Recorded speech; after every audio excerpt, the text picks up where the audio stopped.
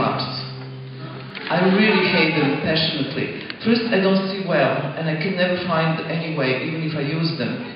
And I really think it's so important not to have map, and to lose yourself. And only when you lose yourself, actually, you can find your own way. And that's much better than any map made for you in advance. So, for me, this whole idea of not having map, this brings me to the real memory of, I think, the most adventurous and most incredible experiment ever done. It was really Columbus going to find America. First of all, in that time, the idea was that Earth was just a square plate, and you can fall off of the Earth. I think falling off the Earth is so much more frightening idea than, going on the moon later on. Anyway, my grandmother never believed that anybody went to the moon in the first place. But this Columbus, in a very tiny boat, which I actually saw in Barcelona recently, they went to this island El Hierro, which was the last island in Carnarian archipelago.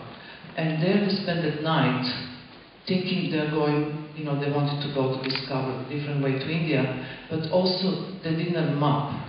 And they was going to something completely unknown, that nobody knows where, with possibility to fall off the Earth into nothingness, to kind of blackness, cosmos, whatever it was. And that night, I would really like to be there. That was really something. And to take this kind of courage and risk. And then they went on the way and find America, and they find also that our planet is a circle. So this was an interesting map. I walked the Chinese walls here many years ago, and the Chinese wall have only two directions, left or right. And after about 1 month, I walked one time completely in the opposite direction, and I just lost myself, and I didn't even know that I was going. Only when I came to the place that I already took photographs, I understood, oh, I have been there already. I have no sense of direction. I went recently to Montenegro, and where's my little stick? And I didn't know that my family have a coat of arms. And I found this thing, which was really interesting to see. My family got this in the 17th century. And this is not any aristocratic coat of arms, it's a warrior coat of arms, which I was not aware. And they explained to me what it means. And to me it was kind of interesting map of my soul, basically. So there is a wolf. And the wolf stands for courage, determination. Every time somebody says no to me, it's just the beginning for me, and so on. And strength. But then is the lamb. And lamb is completely opposite and totally contradiction to the wolf.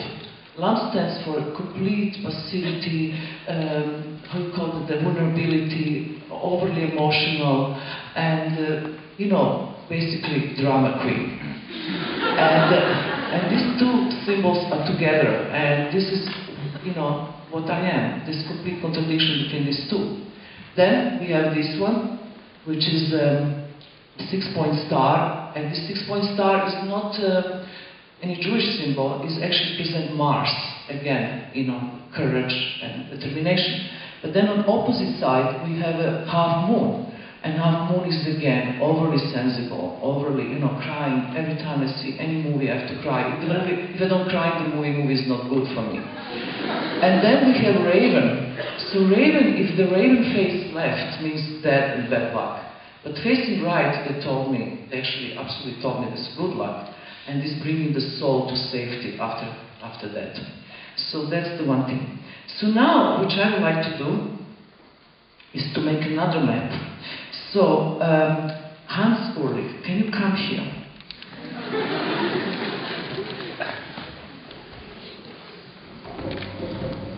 They told me that this chair is solid. Okay. Can you stand on this? I mean, we've done so many marathons, but we never worked together, so come on. Can you turn? Okay. Can we switch the lights off?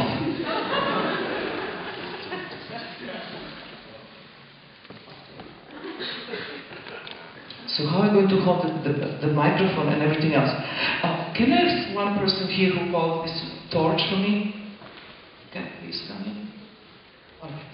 So I will point at the points in the body and you going to point the torch. Alright. So this is Hans Ulrich, but at the same time now he's a human being.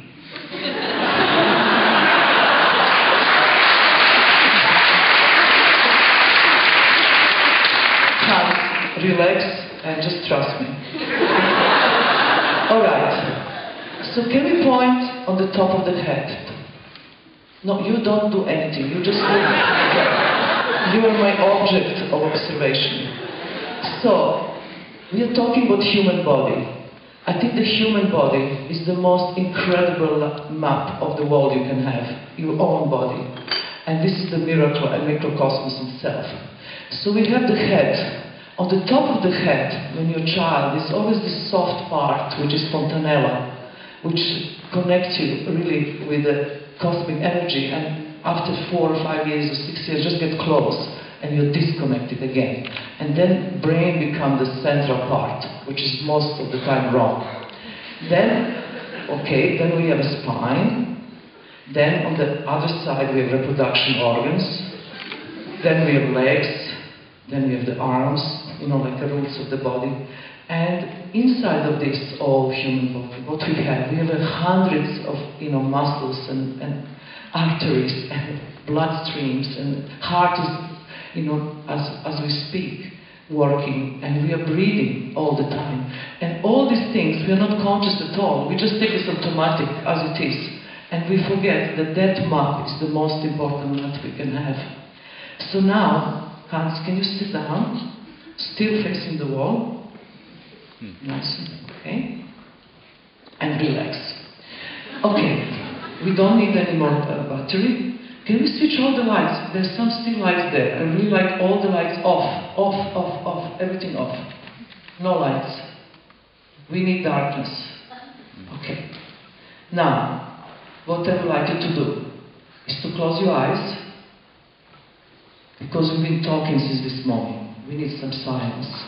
Close your eyes and really imagine the map of your body. And just see, you know, how your brain, where it takes you, your thinking. And we're going to do this for 3 minutes in total silence, including Hans, no thinking. Just being in the present moment.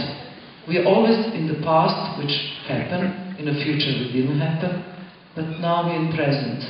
And we're going to do this for 3 minutes in total silence. Let's start.